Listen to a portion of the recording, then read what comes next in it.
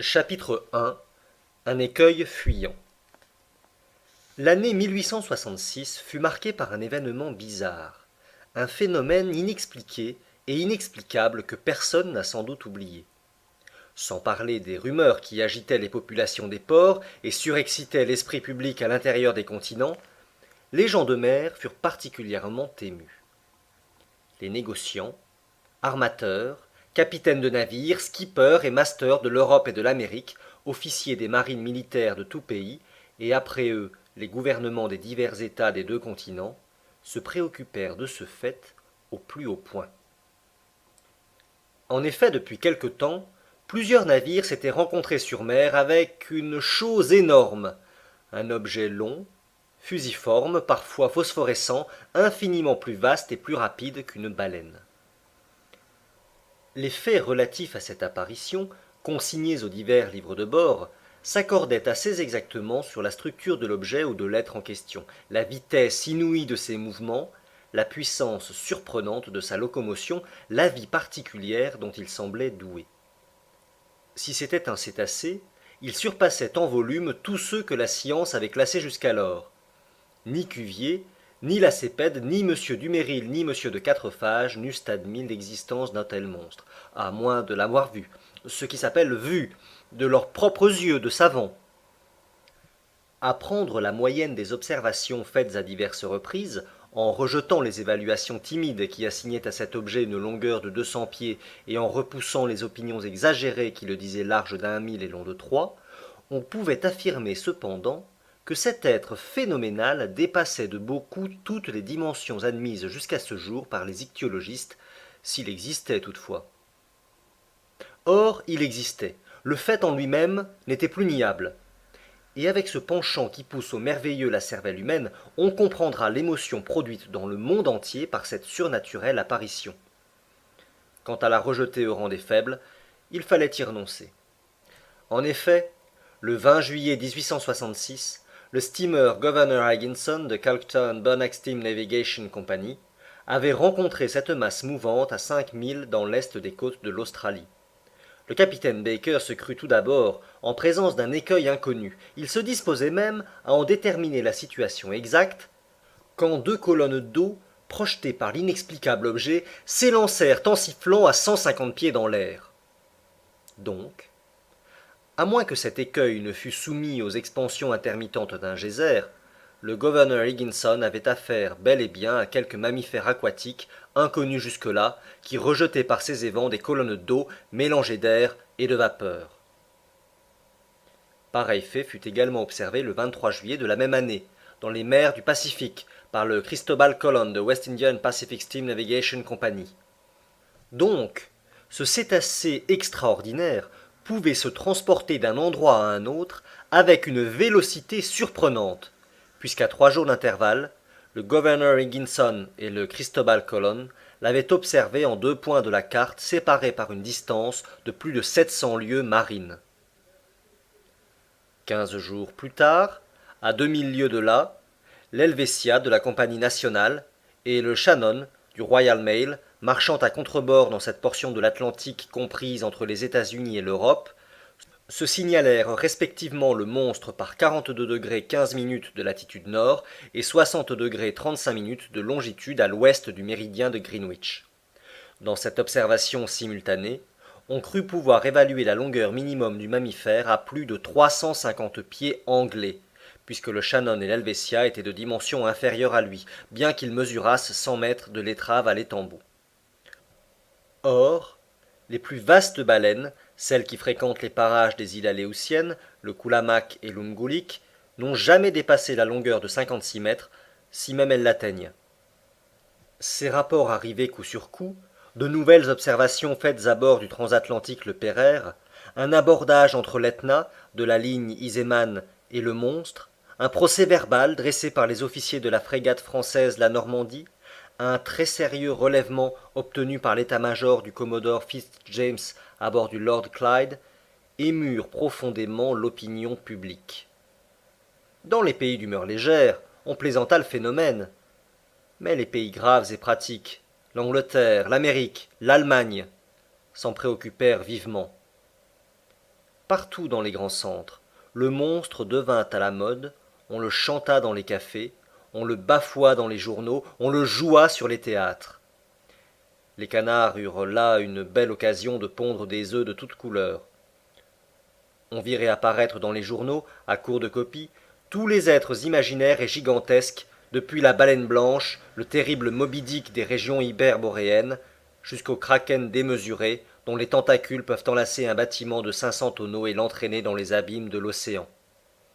On reproduisit même les procès-verbaux des temps anciens, les opinions d'Aristote et de Pline qui admettaient l'existence de ces monstres, puis les récits norvégiens de l'évêque Pontoppidan, les relations de Paul Égédé, et enfin les rapports de M. Harrington, dont la bonne foi ne peut être soupçonnée quand il affirme avoir vu, étant à bord du Castillan en 1857, cet énorme serpent qui n'avait jamais fréquenté jusqu'alors que les mers de l'ancien constitutionnel.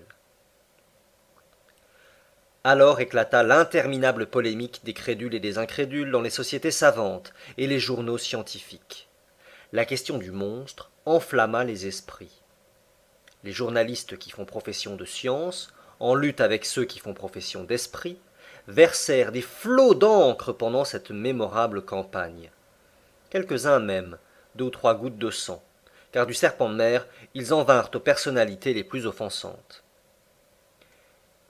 6 mois durant, la guerre se poursuivit avec des chances diverses. Aux articles de fond de l'Institut géographique du Brésil, de l'Académie royale des sciences de Berlin, de l'Association britannique, de l'Institution smithsonienne de Washington, aux discussions de The Indian Archipelago, du Cosmos de l'abbé Moignot, des Mitteilungen de Petermann aux chroniques scientifiques des grands journaux de la France et de l'étranger, la petite presse ripostait avec une verve intarissable. Ces spirituels écrivains parodiant un mot de Linné, cité par les adversaires du monstre, soutinrent en effet que la nature ne faisait pas de sots, et ils adjurèrent leurs contemporains de ne point donner un démenti à la nature, en admettant l'existence des krakens, des serpents de mer, des Moby Dick et autres élucubrations de marins en délire. Enfin, dans un article d'un journal satirique très redouté, le plus aimé de ses rédacteurs, brochant sur le tout, poussa au monstre, comme Hippolyte, lui porta un dernier coup, et l'acheva au milieu d'un éclat de rire universel. L'esprit avait vaincu la science. Pendant les premiers mois de l'année 1867, la question parut être enterrée, et elle ne semblait pas devoir renaître, quand de nouveaux faits furent portés à la connaissance du public. Il ne s'agit plus alors d'un problème scientifique à résoudre, mais bien d'un danger réel, sérieux, à éviter. La question prit une toute autre face. Le monstre redevint îlot, rocher, écueil, mais écueil fuyant, indéterminable, insaisissable. Le 5 mars 1867, le Moravian de Montreal Ocean Company, se trouvant pendant la nuit par 27 degrés 30 minutes de latitude et 72 degrés 15 minutes de longitude, heurta de sa hanche de tribord un roc qu'aucune carte ne marquait dans ces parages. Sous l'effort combiné du vent et de ses 400 chevaux vapeur, il marchait à la vitesse de 13 nœuds. Nul doute que sans la qualité supérieure de sa coque, le Moravian, ouvert au choc, ne se fût englouti avec les 237 passagers qu'il ramenait du Canada. L'accident était arrivé vers 5 heures du matin, lorsque le jour commençait à poindre. Les officiers de quart se précipitèrent à l'arrière du bâtiment. Ils examinèrent l'océan avec la plus scrupuleuse attention. Ils ne virent rien, si ce n'est un fort remous qui brisait à 3 encablures, comme si les nappes liquides eussent été violemment battues. Le relèvement du lieu fut exactement pris, et le Moravian continua sa route sans avarie apparente. Avait-il heurté une roche sous-marine, ou quelque énorme épave d'un naufrage? On ne put le savoir. Mais, examen fait de sa carène dans les bassins de Radoub, il fut reconnu qu'une partie de la quille avait été brisée. Ce fait, extrêmement grave en lui-même, eût pu être oublié comme tant d'autres si 3 semaines après il ne se fût reproduit dans des conditions identiques. Seulement, grâce à la nationalité du navire victime de ce nouvel abordage, grâce à la réputation de la compagnie à laquelle ce navire appartenait, l'événement eut un retentissement immense. Personne n'ignore le nom du célèbre armateur anglais Cunard. Cet intelligent industriel fonda en 1840 un service postal entre Liverpool et Halifax avec 3 navires en bois et à roues d'une force de 400 chevaux et d'une jauge de 1162 tonneaux.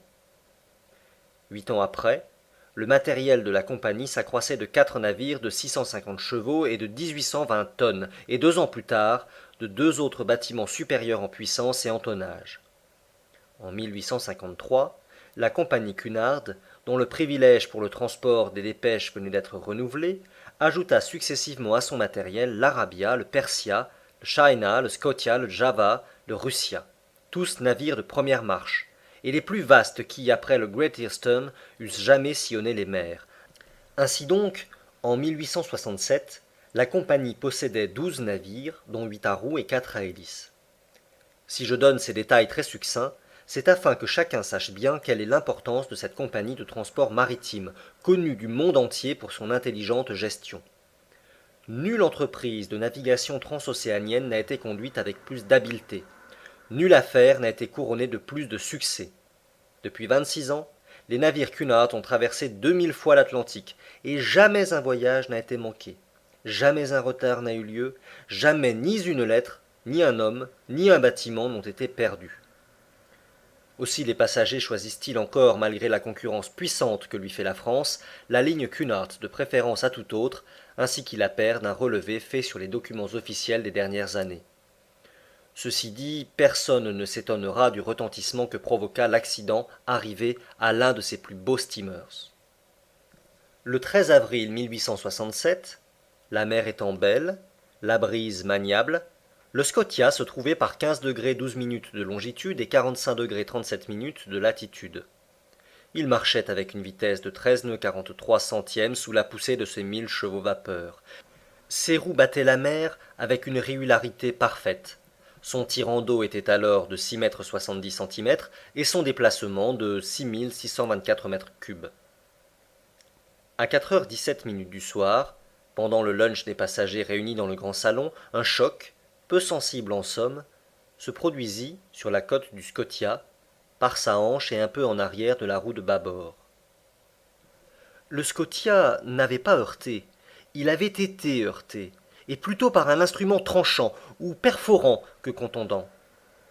L'abordage avait semblé si léger que personne ne s'en fut inquiété à bord, sans le cri des caliers qui remontèrent sur le pont en s'écriant « Nous coulons, nous coulons !»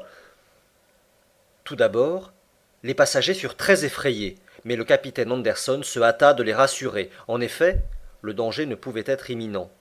Le Scotia, divisé en 7 compartiments par des cloisons étanches, devait braver impunément une voie d'eau. Le capitaine Anderson se rendit immédiatement dans la cale.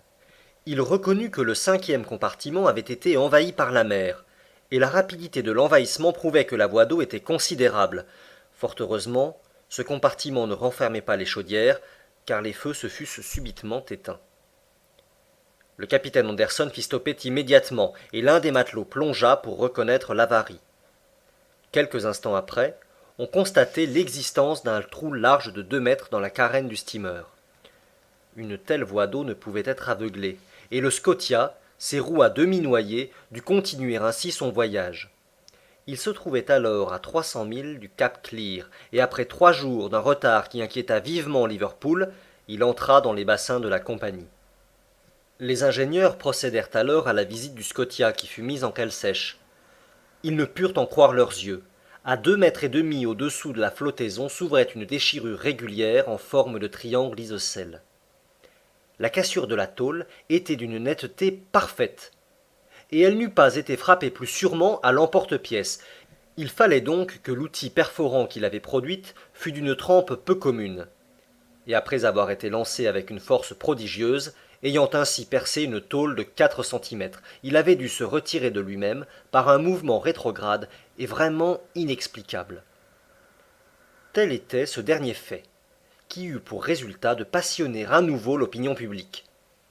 Depuis ce moment, en effet, les sinistres maritimes qui n'avaient pas de cause déterminée furent mis sur le compte d'un monstre. Ce fantastique animal endossa la responsabilité de tous ces naufrages, dont le nombre est malheureusement considérable, car sur 3000 navires dont la perte est annuellement relevée au Bureau Veritas, le chiffre des navires à vapeur ou à voile, supposés perdus corps et biens par suite d'absence de nouvelles, ne s'élève pas à moins de 200.